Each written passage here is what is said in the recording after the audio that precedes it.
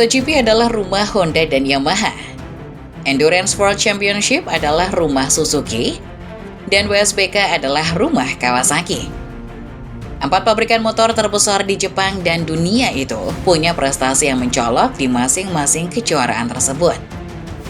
Honda dan Yamaha mendominasi MotoGP selama bertahun-tahun sampai akhir-akhir ini dominasi mereka dipatahkan oleh Ducati. Suzuki meski tidak sering menang di MotoGP atau WSBK, namun superbike mereka GSX 1000R bisa dinobatkan menjadi superbike dengan daya tahan terbaik. Karena Suzuki mendominasi IWC yang merupakan kejuaraan balap ketahanan motor. Di WSBK, pabrikan Jepang yang pernah mendominasi adalah Kawasaki. Mereka bahkan mengusir Ducati dari puncak klasemen selama hampir 1 dekade. Tapi kenapa pasukan geng ijo memilih untuk mundur dari kejuaraan yang membesarkan nama mereka itu pada akhir musim 2024? Ini beberapa analisanya. Sama seperti pabrikan Jepang lainnya, awalnya Kawasaki mencoba peruntungan di MotoGP bersama Honda, Yamaha, dan Suzuki. Namun karena hasil yang tidak kunjung membaik, Kawasaki memutuskan untuk mundur dari MotoGP pada akhir musim 2008. Research monitor ditambah biaya operasional dan pengembangan yang sangat tinggi akhirnya membuat Kawasaki menyerah di MotoGP. Mereka lalu kembali ke WSBK, di mana motor Kawasaki pernah memenangkan gelar pada tahun 1993 bersama pembalap Amerika Scott Russell. Kawasaki benar-benar fokus untuk mengembangkan Ninja ZX-10R agar bisa menjadi motor pemenang. Kawasaki lalu secara resmi memulai proyek pada 2010 di WSBK. Tujuan Kawasaki ada 2. Pertama adalah memenangkan gelar, kedua adalah menjual motor sebanyak-banyaknya. Sesudah musim 2010 yang berat, ZX-10R lalu mendapatkan update besar-besaran pada musim 2011. Kawasaki akhirnya memetik ciri payah kerja keras mereka mulai musim 2012. Di mana mulai musim itu, pembalap Kawasaki mulai bersaing untuk memperebutkan gelar. Tom Sykes memimpin armada Kawasaki dari tahun 2010 sampai 2011, berhasil memenangkan gelar pada tahun 2010. Meski Kawasaki masih kalah pada kejuaraan konstruktor di bawah Aprilia, namun kemenangan Sykes menjadi titik balik status Kawasaki yang tadinya hanya pabrikan Hore menjadi pabrikan frontrunner. Bersama Kawasaki, Sykes berhasil memenangkan 1 gelar, 3 kali runner-up, dan 2 kali posisi ketiga. Memasuki musim 2015, Kawasaki merekrut Jonathan Rea, yang pada 2014 berhasil finish di posisi 3 klasemen akhir bersama Tenket Honda. Prioritas Kawasaki lalu bergeser dari Sykes ke Rea, karena Rea ternyata bisa lebih memaksimalkan performa ZX-10R daripada Sykes. Rea memimpin Kawasaki merebut 6 gelar secara berturut-turut, 1 gelar runner-up dan 2 kali posisi 3. Sayang, sejak 2020, Rea dan Kawasaki tidak bisa merebut gelar kembali.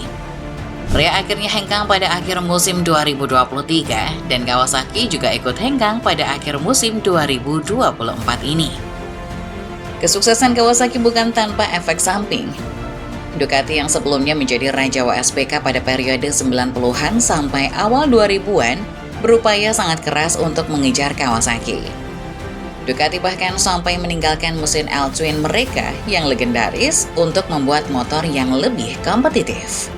Panigale V4R lalu pertama kali diturunkan pada 2018 dan memenangkan gelar pada 2022. Yamaha juga menjadi pengganggu Kawasaki dan kini BMW juga sedang mengalami peningkatan. Kawasaki kesulitan untuk mengembangkan performa Kawasaki ZX-10R dengan tetap mempertahankan harga ZX-10R yang lebih terjangkau daripada kompetitornya.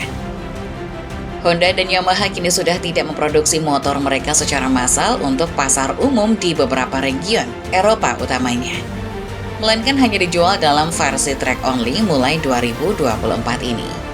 Sementara BMW dan Ducati bisa memproduksi motor mereka untuk umum dengan harga yang tinggi dan kuantitas yang tidak masif.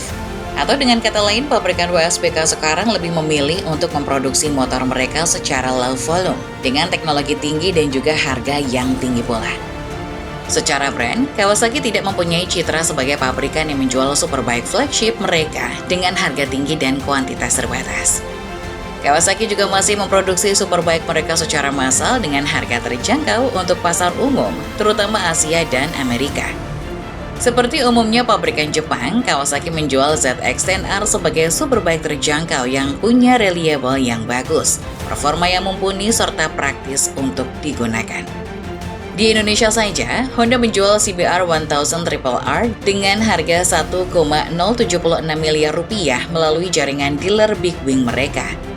Kawasaki menawarkan ZX-10R hanya di angka 561 juta rupiah saja, harga yang hampir terpaut 500 juta lebih.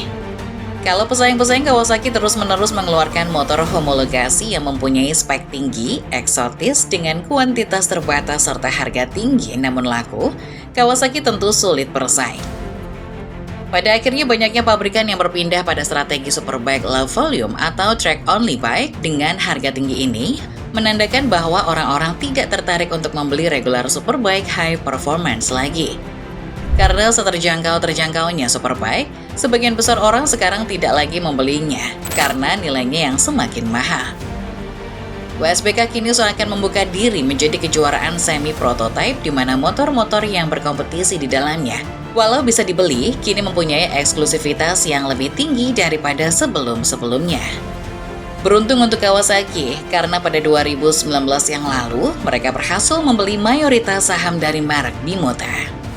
Bimota sendiri adalah merek Italia yang pernah mengikuti WSBK pada akhir 80-an sampai 90-an. Davide Tardosi yang sekarang menjabat manajer Ducati Corse pernah membalap untuk Bimota di WSBK.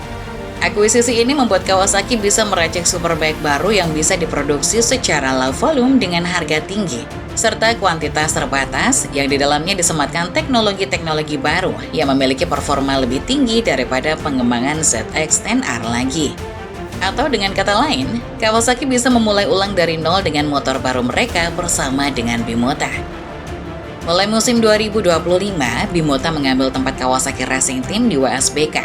Bimota akan turun dengan nama Bimota by Kawasaki Racing Team.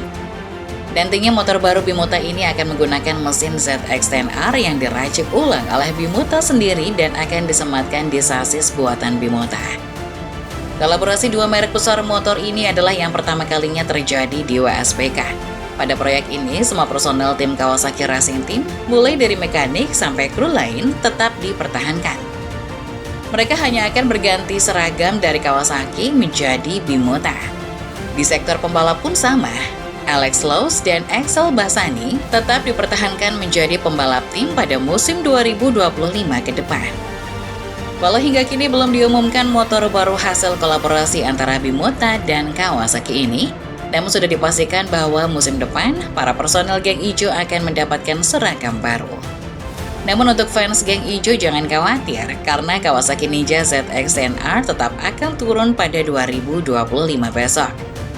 Satu ZX-10R dengan support pabrikan akan diturunkan lewat Puchetti Racing yang merupakan tim satelit Kawasaki yang setia bersama Gerd Kirloff sebagai pembalapnya. Puchetti Racing akan mendapatkan support pabrikan dan juga part-part terbaru serta ZX-10RR keluaran terbaru dari Kawasaki.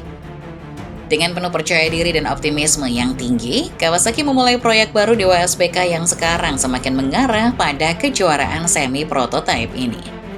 Meski saat ini kita belum tahu hasilnya akan seperti apa, namun sebagai penggemar, menarik melihat WSBK kini berevolusi menjadi bentuk kejuaraan yang lebih sesuai dengan kebutuhan pasar motor modern. Tapi sampai kita tahu bagaimana hasil dari usaha Kawasaki ini, terpaksa kita harus akui bahwa Ninja has fallen.